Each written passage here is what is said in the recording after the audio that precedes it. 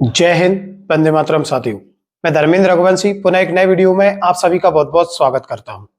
साथियों, आज की इस वीडियो में हम बात करेंगे कर्मचारियों के लोकसभा निर्वाचन चुनाव 2024 में मानदेय को लेकर। जी हां साथियों, निर्वाचन प्रक्रिया के दौरान विभिन्न प्रकार के जो शासकीय कर्मचारी हैं उन्हें कितना मानदेय निर्धारित किया गया है, कौन से कर्मचारी को कितना मानदेय मिलेगा, उस पर हम चर्चा करेंगे।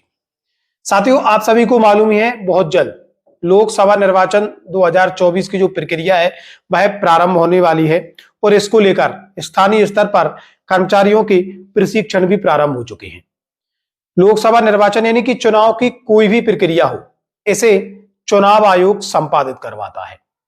हम यहां पर एक चीज स्पष्ट कर देना चाहते हैं कि चुनाव आयोग के स्वयं के कर्मचारी नहीं होते हैं, इसलिए चुनाव आयोग शासकीय कर्मचारियों के माध्यम से चुनाव प्रक्रिया को संपादित करवाता है और इसके लिए जो चुनाव प्रक्रिया संपादित की जाती है उसके लिए कर्मचारियों को जो मानदेय मिलता है वह भी चुनाव आयोग ही प्रदान करता है। अब लगातार कर्मचारियों के इस तरीके के प्रश्न भी देखने को मिल रहे थे कि जो लोकसभा चुनाव 2024 होने वाला है उसको लेकर कौन से कर्मचारी को कितना मानदेय प्रदान किया जाएगा, इसको लेकर स्थिति स्पष्ट करें। तो साथियों, पूरी तरीके से आज की इस वीडियो में हम इसी टॉपिक पर चर्चा करेंगे। सामान्यतः यदि हम बात करें मतदान दल की, जो कि चुनाव प्रक्रिया संपादित करवाते हैं, प्रत्येक मतदान दल में 5 से 7 कर्मचारी होते हैं जो मिलकर एक पोलिंग बूथ पर जाते हैं और चुनाव प्रक्रिया संपन्न करवाते हैं। सबसे पहले पीआरओ, जिसे कि हम प्रिसाइडिंग ऑफिसर भी कहते हैं, सामान्य भाषा में यदि कहें पीठासीन अधिकारी। उसके अतिरिक्त पोलिंग ऑफिसर्स होते हैं, जिसमें polling officer 1, polling officer 2, polling officer 3 तक हो सकते हैं। 2 पुलिसकर्मी होते हैं। इसके अतिरिक्त एक बूथ लेवल ऑफिसर भी नियुक्त किया जाता है। उसके अतिरिक्त यदि हम बात करें तो आंगनवाड़ी कार्यकर्ता भी जो मतदान प्रक्रिया है वहां पर रहती हैं। प्रत्येक मतदान केंद्र पर एक आंगनवाड़ी कार्यकर्ता या उनकी जो सहायिका होती है वो काम करती है। तो इनके लिए जो मानदेय निर्धारित किया गया है, एक प्रपत्र आप देख रहे होंगे जो चुनाव आयोग ने कर्मचारियों के मानदेय को लेकर निर्धारित किया है। इसमें यदि आप देखेंगे, सबसे पहले जो कर्मचारी हैं उनकी श्रेणी का विवरण इसमें दिया हुआ है। उसके बाद में उनके दैनिक भत्ते का विवरण दिया हुआ है। यात्रा व्यय, अल्पाहार की जो व्यवस्था की जानी है उसके बारे में यहाँ पर राशि दर्शाई गई है। अब हम यहाँ पर बारी बारी से आपको बताने का प्रयास करेंगे कि कौन से कर्मचारियों को कितना मानदेय मिलने वाला है। सबसे पहले यदि हम बात करें पीआरओ को लेकर, यानी कि प्रिसाइडिंग ऑफिसर, आप सभी को मालूम है चुनाव प्रक्रिया से पहले जो भी कर्मचारी होते हैं उन्हें चुनाव से संबंधित प्रशिक्षण दिए जाते हैं। अब जो प्रशिक्षण दिए जाते हैं उन्हीं के आधार पर टीए डीए मिलाकर जो मतदान कर्मचारी होते हैं उनका जो मानदेय है वह निर्धारित होता है। अब ऐसे में जो पीआरओ हैं वो 3 प्रशिक्षण प्राप्त करते हैं और प्रत्येक प्रशिक्षण के उनके लिए 400 रुपए निर्धारित है। इसके अतिरिक्त यदि हम बात करें तो यात्रा भत्ता नियम अनुसार उन्हें देय होता है। मतदान दिवस के दिन 150 रुपए अल्पाहार के रूप में मिलती है। अब कई जगह ऐसा भी होता है कि जो अल्पाहार की राशि है वो संबंधित समूह के माध्यम को भेज दी जाती है और जो अल्पाहार की राशि है वह कर्मचारी को प्रदान नहीं की जाती है। ऐसे आदेश जिला निर्वाचन अधिकारी के द्वारा जारी कर दिए जाते हैं। तो यदि आपको स्वतः ही वहां पर समूह के माध्यम से जो स्वल्पहार मिल रहा है तो ऐसी स्थिति में जो 150 रुपए है मतदान दिवस के दिन का वह आपको प्राप्त नहीं होगा, अन्यथा की स्थिति में वो प्राप्त होता है।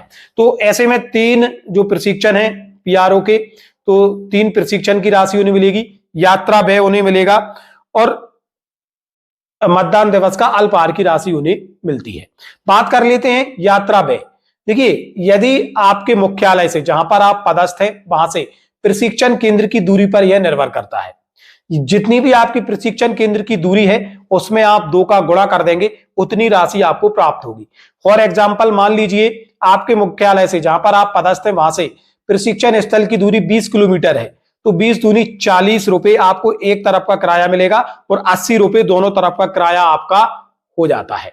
तो इस तरीके से अगर हम देखें तो एक प्रशिक्षण में 400 रुपए आपको प्रति प्रशिक्षण के और 80 रुपए आपको उसका मिल जाएगा यात्रा व्यय का, और 150 रुपए आपको कुल मिलाकर जो मतदान दिवस का जो अल्पाहार की राशि होती है उसके रूप में प्राप्त होता है।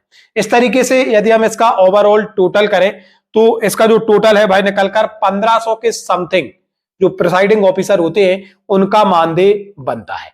उसी तरीके से पोलिंग ऑफिसर 1, 2, 3 को समान रूप से मानदेय प्रदान किया जाता है।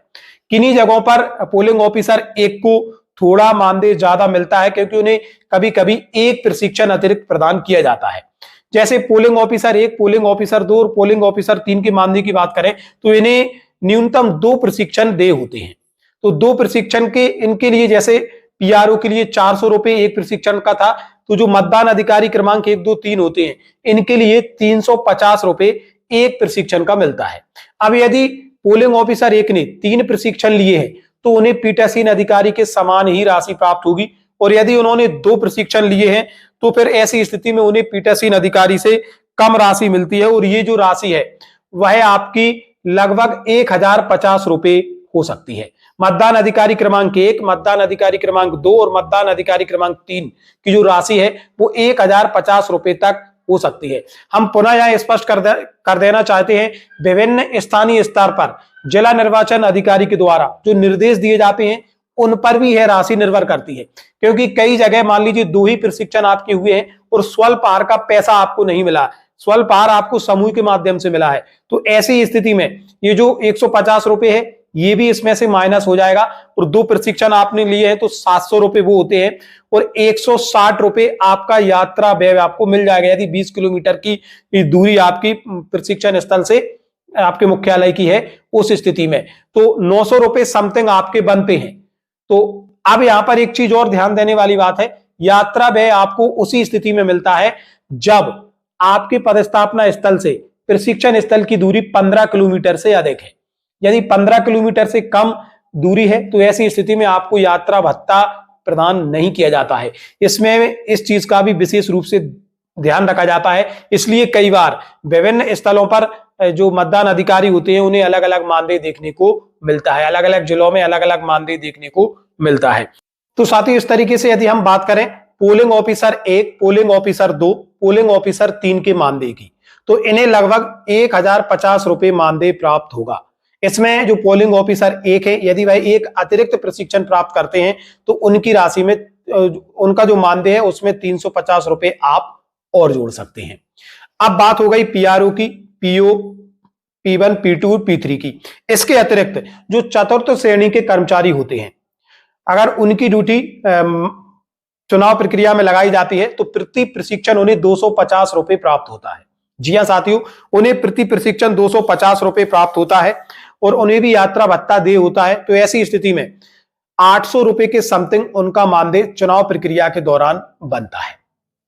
1050 आपका P1, P2, P3 और जो चतुर्थ श्रेणी के कर्मचारी हैं उनका 800 रुपए, और जो पीठासीन अधिकारी हैं उनका लगभग 1500 के समथिंग मानदेय बनता है। हम पुनः स्पष्ट कर देना चाहते हैं, विभिन्न स्थानीय स्तर पर इसमें जो स्वल्प आहार की राशि है, यात्रा व्यय है, इनमें परिवर्तन होने के कारण जो राशि है उनमें आंशिक फेरबदल आपको देखने को मिल सकता है, लेकिन जो दरें निर्धारित हैं वो कुछ इसी तरीके से चुनाव आयोग के द्वारा निर्धारित की गई हैं।